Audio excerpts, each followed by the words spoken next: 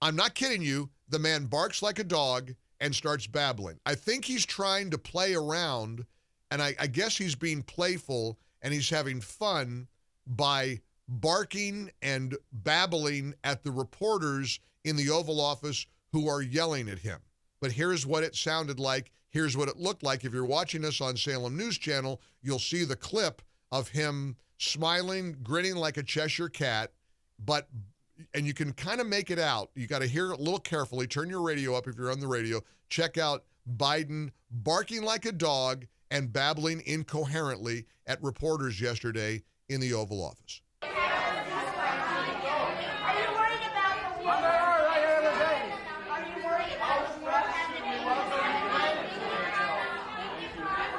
Now, the clip is better because you can see it a little clearer where he's going, oh my gosh, is it bad? Is it bad? Now, again, he's trying to be playful, but see, here's the thing. He's got to know that everybody's talking about him being feeble and out of it. He's got to know that this is a topic of sensitivity. Why would he do that? Why would he do it? By the way, Texas 832 area code figured it out. The only one that figured it out. Of everybody who's guessing what change we made, I got to get 832. Hey, 832, text us back your address and we'll send you some gifts from MyPillow. Because you're right. And he or she is the only person who figured out the change we made to increase our call volume. And it worked. It's working beautifully. So we do have the keyword. If you want to see this clip and hear it, once Tracy gets it finished, I'll give you the keyword. Some of you who guessed it already. I mean, what are they going to do? What are they going to possibly do? You know, Mark Davis, my pal in Dallas, always says, there's nothing they can do to rip this away from him. And as I said to Mark, he's got to be in on it.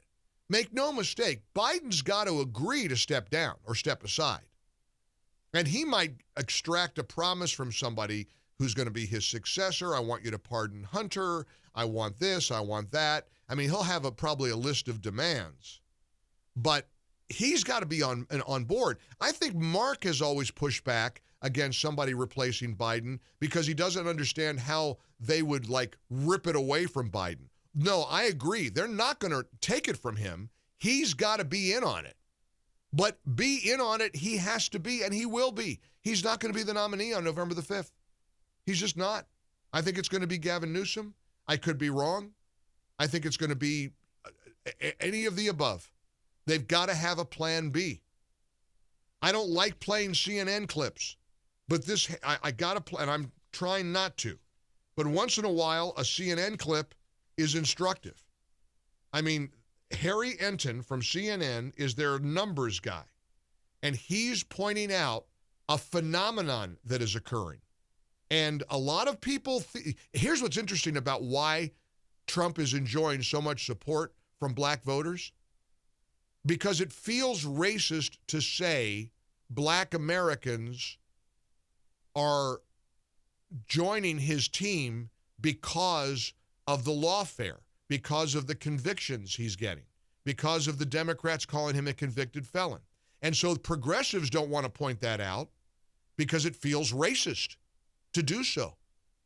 But in a purely objective way, it's fair to say that a lot of people in the black community feel that blacks are unfairly, and not just the black community, I shouldn't limit it to people who are black. A lot of Americans believe that black Americans are targeted unfairly by the justice system, by the police.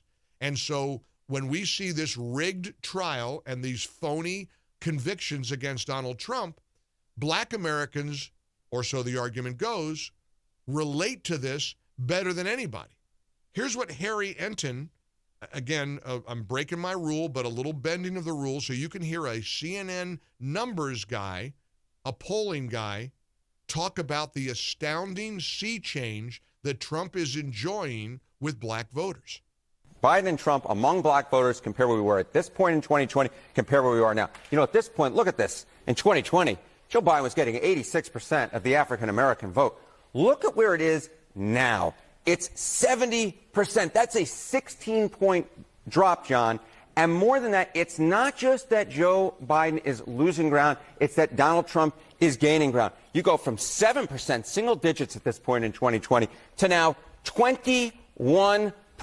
And again, John, I keep looking for signs that this is going to go back to normal, and I don't see it yet in the polling. If anything, right now we're careening towards a historic performance for a Republican presidential candidate, the likes of which we have not seen in 6 decades. And when you dig into this number here, what is the makeup of that number? This is where we get very interesting. So I decided to dive deeper into the crosstabs, figure out where is it that Joe Biden is truly struggling among black voters. All right, so this is black voters, Biden versus Trump margin. Look at black voters age 50 and older, and you'll see, look, Joe Biden was leading amongst this group at this point by 83 points back in 2020. Now it's 74 points. So, yeah, a slight decline in that margin, but nothing out of this world. Look at black voters under the age of 50. Holy cow, folks. Holy cow. Look at this. Joe Biden was up by 80 points among this group back at this point in 2020. Look at where that margin has careened down towards. It's now just, get this, 37 points. That lead has dropped by more than half, Mr. Berman. I just never seen anything like this. I'm like speechless, because you always look at history and you go, okay, this is a historic moment. If this polling is anywhere near correct, we are looking at a historic moment right now where black voters under the age of 50, which have historically been such a big part of the Democratic coalition, are leaving it in droves.